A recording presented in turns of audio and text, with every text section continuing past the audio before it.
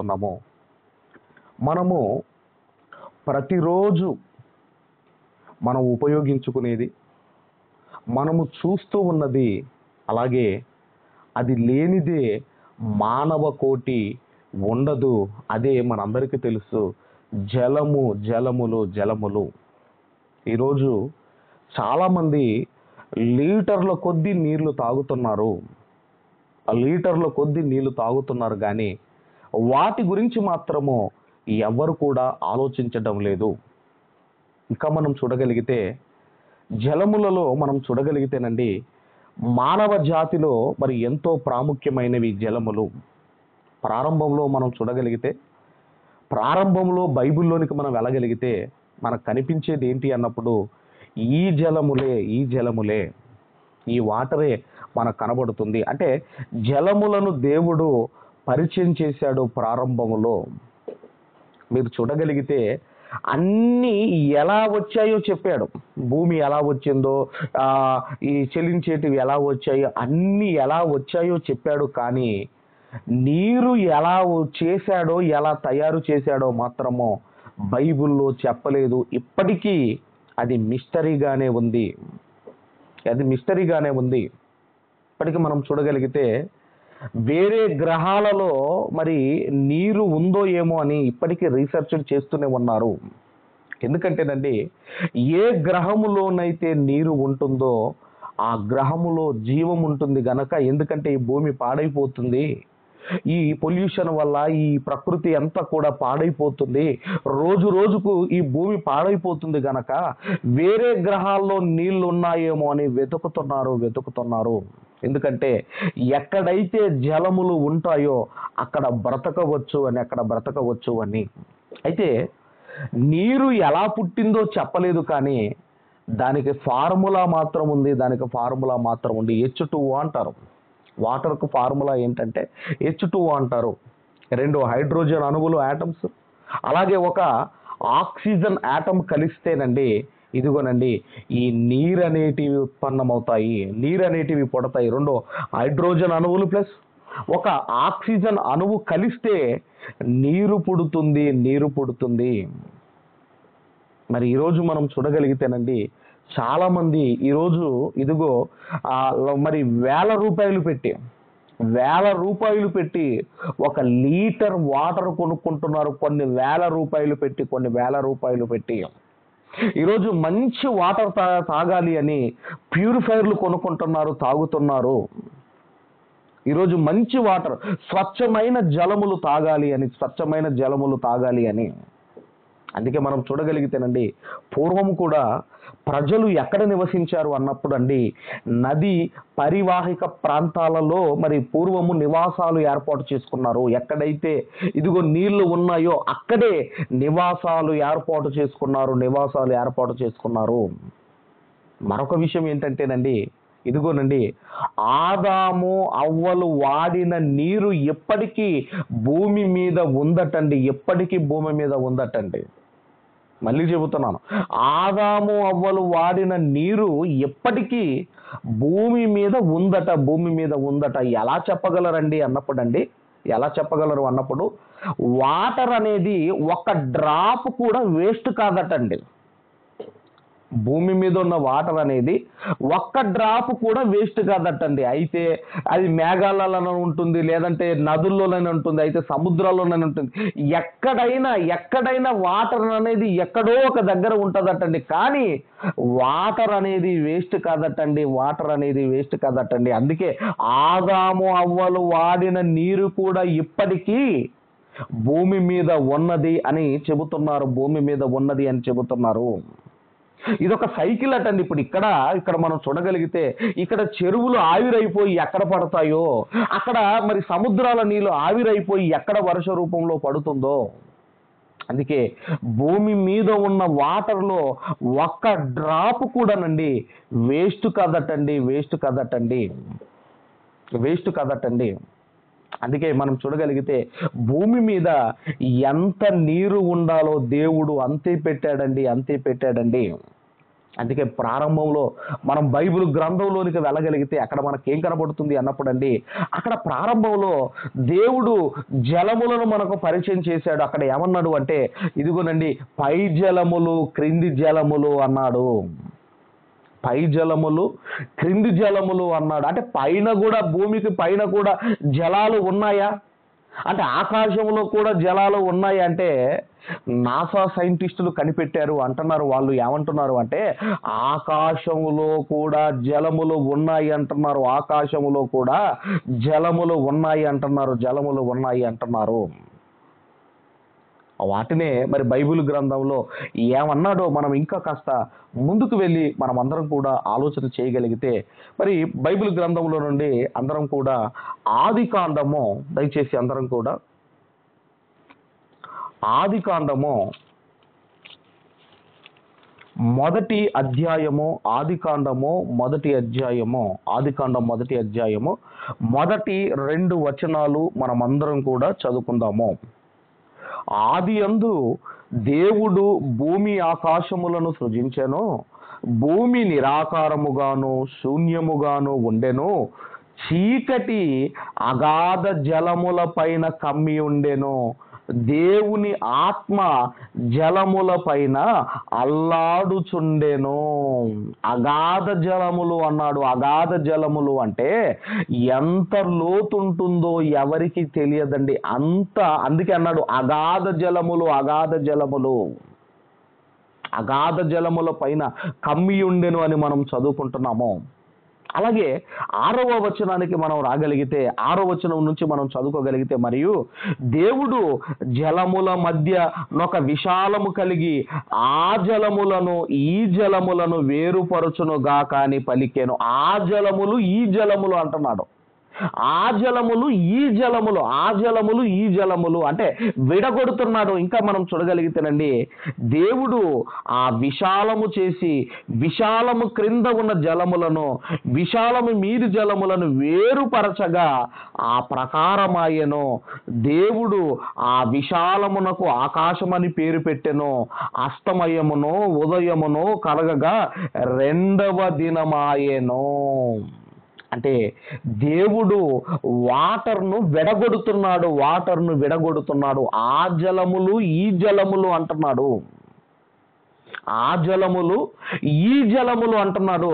అవి విడగొట్టిన తర్వాత ఆ మధ్యలో ఏర్పడిన ఆ స్పేస్నే ఏమంటున్నాడు అంటే ఆకాశము అంటున్నాడు. ఆకాశము అంటున్నాడు. ఇంకా మనం చూడగలిగితే 9-10 వచనాలు కూడా మనం చూడగలిగితే, దేవుడు ఆకాశము క్రిందనున్న జలములు ఒక చోటనే కూర్చబడి ఆరిన నేల కనబడునుగా కాని పలుకగా ఆ ప్రకారమాయెను. దేవుడు ఆరిన నేలకు భూమి అని పేరు పెట్టెను. జలరాశికి ఆయన సముద్రములని పేరు పెట్టెను. అది మంచిదని దేవుడు చూసెను. ఇక్కడ మనం చూడగలిగితే ఆ జలములు ఈ జలములు అంటున్నాడు. ఆ జలములు ఈ జలములు అంటే భూమి మీద ఉన్న జలములు, అలాగే భూమికి పైన ఉన్న ఇదిగోనండి ఆకాశములో ఉన్న జలములు, ఆకాశములో ఉన్న జలములు. అందుకే నేల కూడా ఎక్కడి నుంచి వచ్చింది అని చెబుతున్నాడు అంటే, నీళ్లలో నుండి వచ్చిందటండి ఈ భూమి. ఈ నేల ఎక్కడి నుంచి వచ్చిందటండి ఈ నేల? ఈ నేల ఇదిగోనండి నీటిలో నుండి వచ్చింది అంటున్నాడు. నీటిలో నుండి వచ్చింది అంటున్నాడు. నీటిలో నుండి నేల వచ్చిందంటే అవును అంటున్నాడు. నీటిలో నుంచి వచ్చింది ఈ నేల. ఈ నేల నీటిలో నుండి వచ్చింది. అందుకే మనం చూడగలిగితే ఇదిగోనండి ఒక మరి ఆ గర్భములో ఉన్న శిశువు ఎక్కడుంటుంది అన్నప్పుడు అండి, ఆ తల్లి గర్భంలో ఉమ్మ నీరులో ఉంటుంది. ఉమ్మ నీరులో ఉంటుంది. ఉమ్మ నీరులో బతికుంటుంది. ఉమ్మ నీరులోనే ఉంటుంది. ఉమ్మ నీరులోనే ఉంటుంది. అంటే ఆ బిడ్డకు ఆ ఉమ్మ నీరు అనేది ఎంతో అవసరము, ఎంతో అవసరము.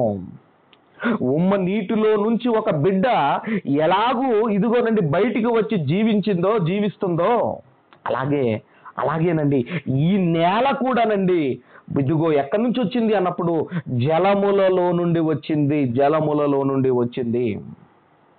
ఇప్పుడు చెబుతున్నారండి. ఏమని చెబుతున్నారంటే, ఇదిగోనండి ఈ జీవం అనేది మహాసముద్రములో ఉద్భవించింది అని ఇప్పుడు చెబుతున్నారు. ఎక్కడి నుంచి వచ్చింది జీవము?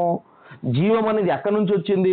ఇదిగోనండి ఈ జీవము అనేది, జీవావిర్భావం అనేది సముద్రములలో జరిగింది అని ఇప్పుడు చెబుతున్నారు.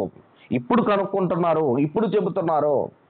కానీ మనం చూడగలిగితే ఎప్పుడు ఎక్కడి నుంచి వచ్చిందో జీవం, అది కూడా దేవుడు చెబుతూ మనం అందరం కూడా చూడగలిగితే, అదే అధ్యాయము, ఆదికాండం 1వ అధ్యాయము 21 ఈ 2 వచనాలు మనం చదవగలిగితే, దేవుడు జీవము కలిగి చెలించు వాటిని జలములు సమృద్ధిగా పుట్టించునుగా కానియో, పక్షులు భూమిపైన ఆకాశములో ఎగురునుగా కానియో పలికెను.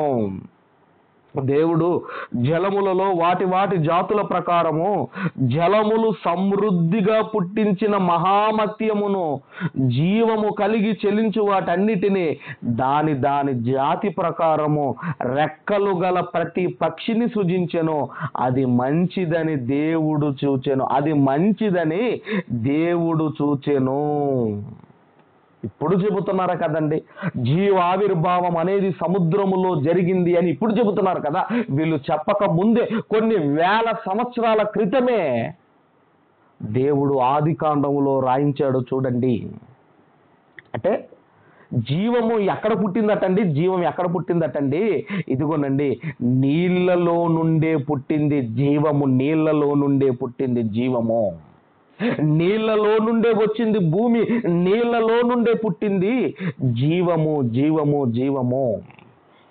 అందుకే మనం చూడగలిగితే నీరు అనేది మానవ కోటికి చాలా అవసరం. అందుకేనండి ఎక్కువగా నీళ్లు తాగండి అంటారు. ఎక్కువగా అంటే ఒక 4-5 లీటర్లు తాగొచ్చండి నీళ్లు. 4-5 లీటర్లు తాగాలండి నీరు. ఎందుకంటే మనం స్నానం చేసినప్పుడు మన పైన బాడీని మనము, ఇదిగోనండి మన పై బాడీ అనేది క్లీన్ అవుతుంది. మనం స్నానం చేసినప్పుడు పై బాడీ అనేది క్లీన్ అవుతుంది. మరి లోపల ఉన్న అవయవాలు క్లీన్ కావాలి అంటే ఇదిగోనండి నీళ్లు తాగమంటారు. నీళ్లు తాగమన్నారు కదా అని లీటర్లు తాగకూడదండి. ఒక అతను ఏదో 30 లీటర్లు ఏమో తాగాడండి. ఒక రోజుకు 30 లీటర్లు తాగేసరికి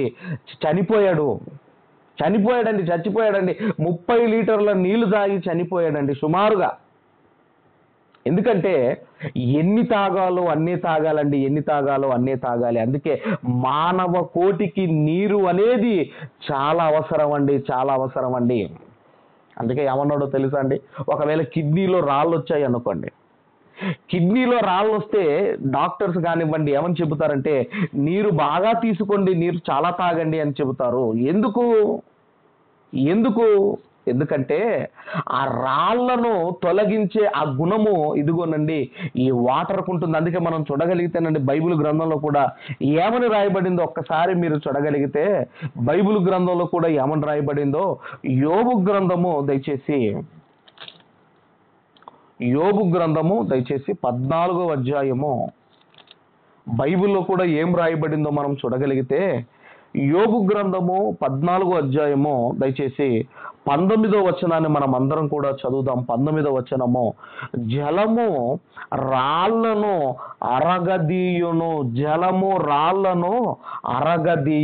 అరగదీయును. అంటే మరి అందుకే మనం చూడగలిగితేనండి మానవ కోటికి అవసరమైనది నీరు.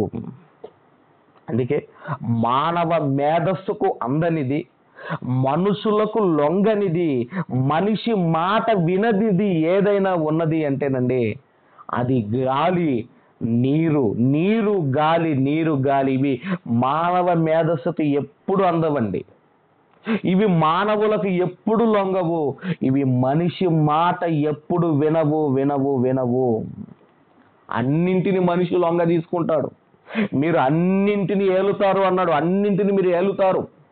అందుకే ఒక సింహాన్ని లోపరుచుకుంటావు, ఒక ఏనుగులు లోపరుచుకుంటావు, ఒక మరి పులిని నువ్వు లోపరుచుకుంటావు.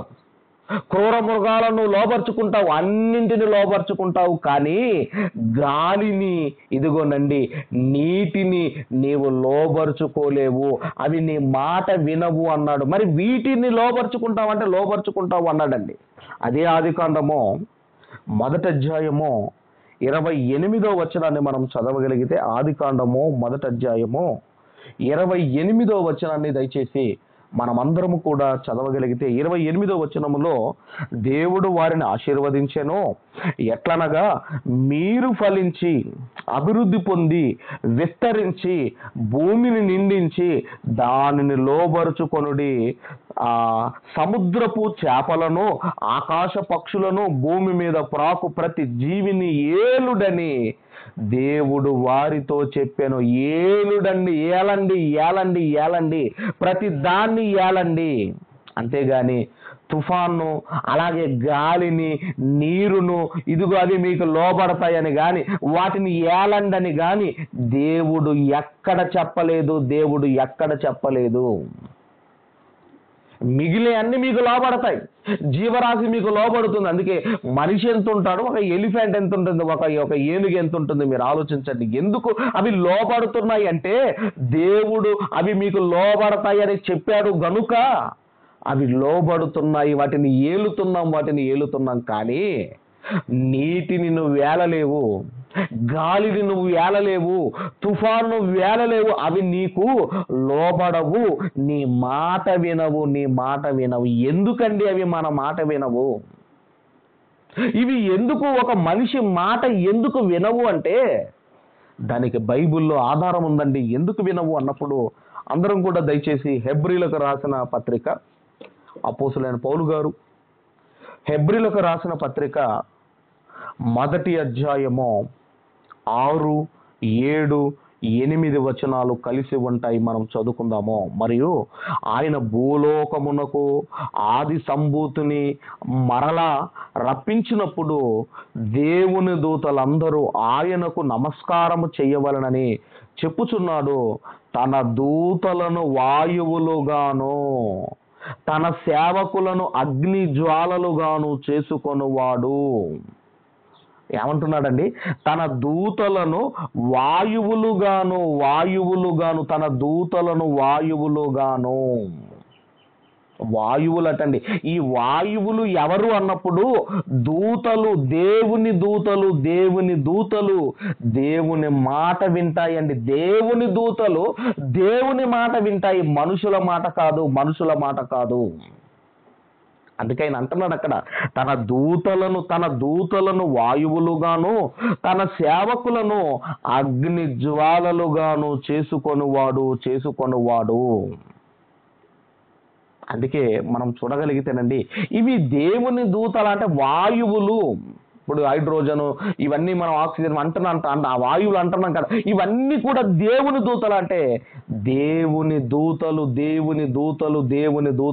దేవదూతలు దేవుని మాట వింటాయి. అందుకేనండి గాలికి కూడా ఇష్టం ఉందటండి. గాలికి ఏముందటండి? ఇష్టం ఉందటండి.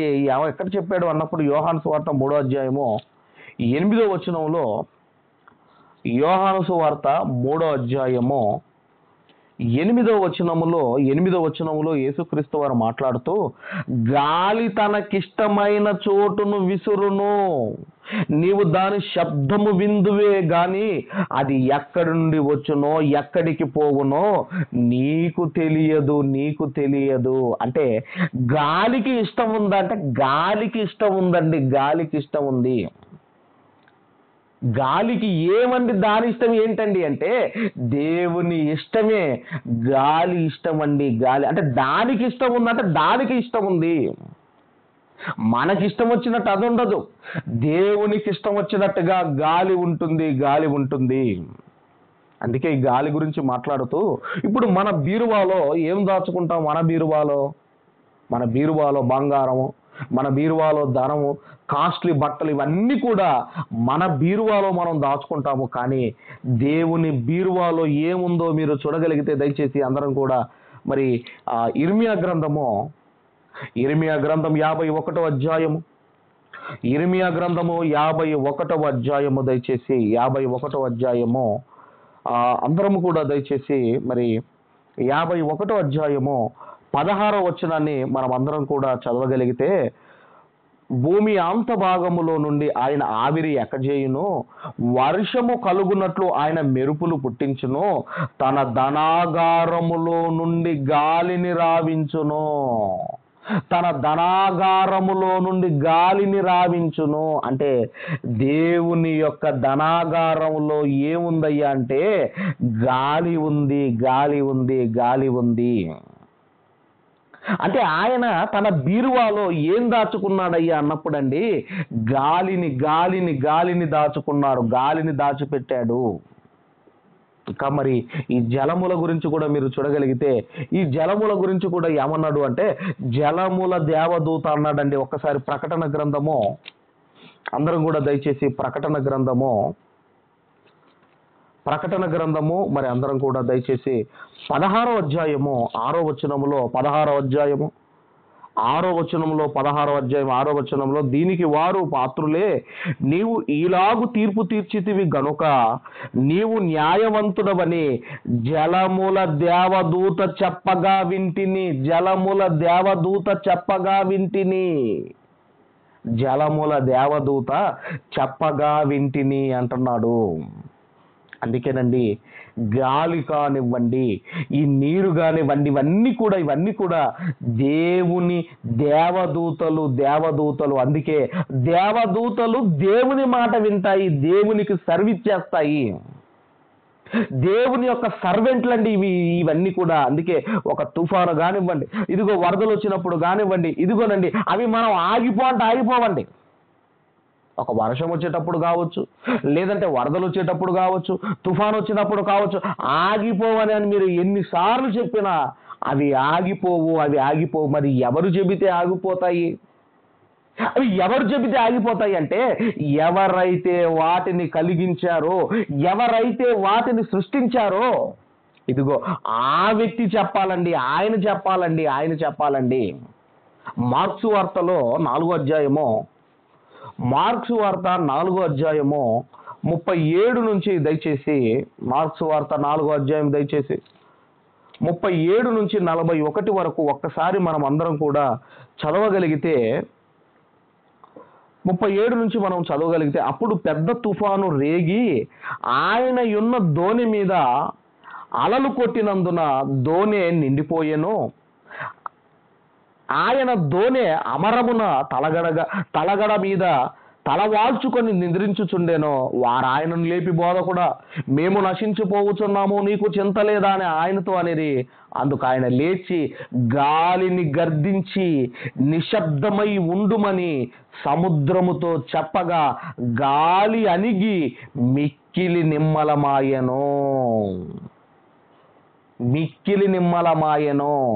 ఎందుకంటే ఇదిగోనండి కలిగి ఉన్నదేదియు ఆయన లేకుండా కలగలేదు.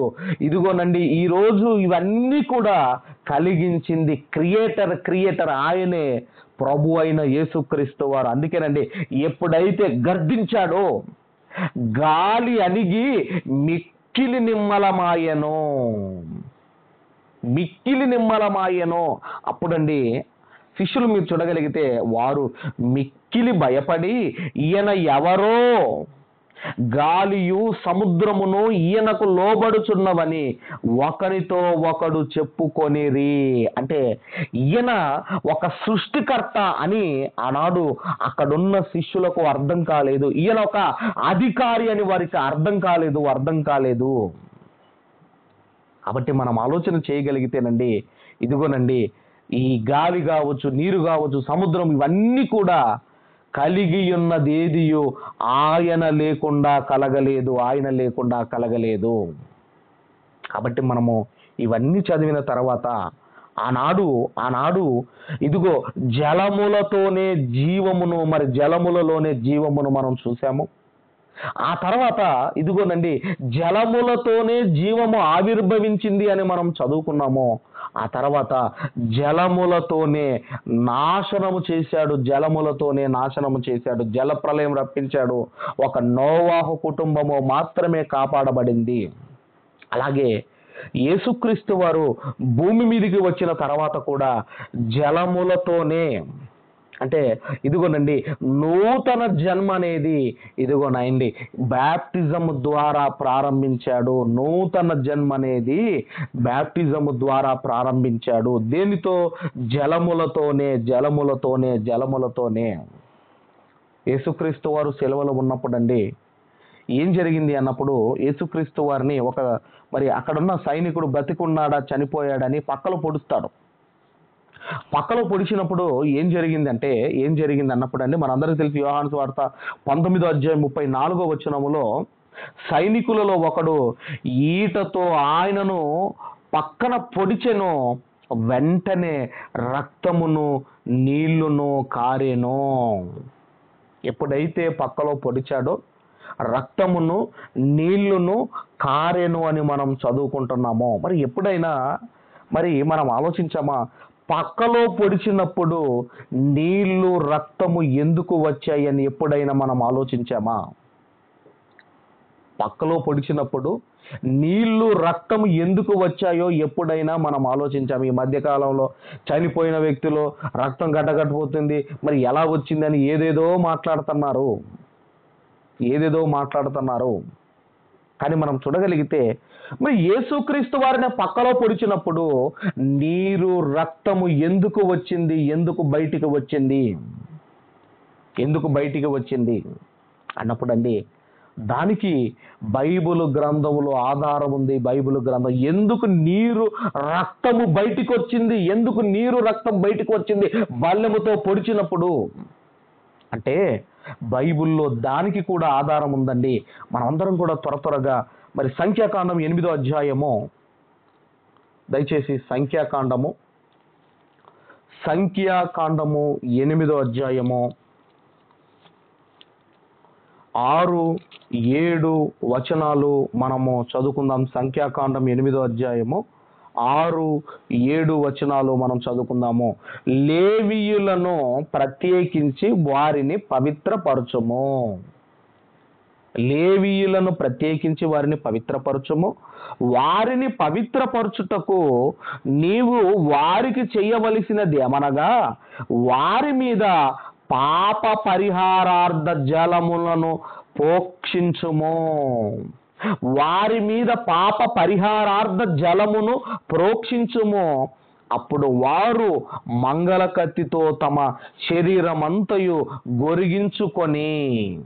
ఇక్కడ మనం చూడగలిగితేనండి ఇదిగో ఇక్కడ ఏమంటున్నాడు అంటేనండి లేవీయులను పవిత్రపరచుటకు లేవీయులు పవిత్రపరచబడాలి అంటే పాప పరిహారార్థ జలములను అన్నాడు. పాప పరిహారార్థ జలములను అన్నాడు. అంటే పాప పరిహారార్థ జలములు లేవీయులను పవిత్రపరుస్తాయి. ఆనాడు పాత నిబంధనలో పాపము పరిహరించబడాలి అంటేనండి ఒకటి పాప పరిహారార్థ జలము, రెండవది గొర్రెపిల్ల యొక్క రక్తము. ఈ పశువుల యొక్క ఈ రక్తము ఏం జరుగుతుందంటేనండి గొర్రెపిల్ల రక్తము కావచ్చు. అలాగే ఇదిగో పాప పరిహారార్థ జలము పాత నిబంధనలో పాపములను పరిహరించేటివి. అందుకే హెబ్రీ పత్రికలో కూడా మనం చూడగలిగితే హెబ్రీ పత్రిక 9వ అధ్యాయము దయచేసి 9వ అధ్యాయము 19-20 వచనాలు మనం చదవగలిగితే 9వ అధ్యాయము దయచేసి 19-20 వచనాలు మనం చదవగలిగితే ధర్మశాస్త్ర ప్రకారము మోషే ప్రతి ఆజ్ఞను ప్రజలతో చెప్పిన తర్వాత ఆయన నీళ్లతోనూ రక్తవర్ణము గల గొర్రె బొచ్చుతోనూ ఇసోపుతోనూ కోడెల యొక్కయు మేకల యొక్కయు రక్తము తీసుకొని దేవుడు మీ కొరకు విధించిన నిబంధన రక్తం ఇదే అని చెప్పుచు గ్రంథము మీదనో ప్రజలందరి మీదనో ప్రోక్షించెను.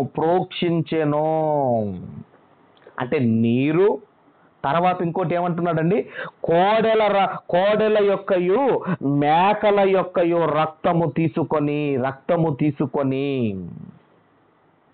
నీళ్లతోనూ అంటున్నాడు. తర్వాత కోడెల యొక్కయు మేకల యొక్కయు రక్తము అంటే పాత నిబంధన పాత నిబంధన కాలములోనండి పాప పరిహారార్థ జలము అలాగే రక్తము మనుషులను ఇదిగోనండి వారి పాపములను పరిహరించేటివి.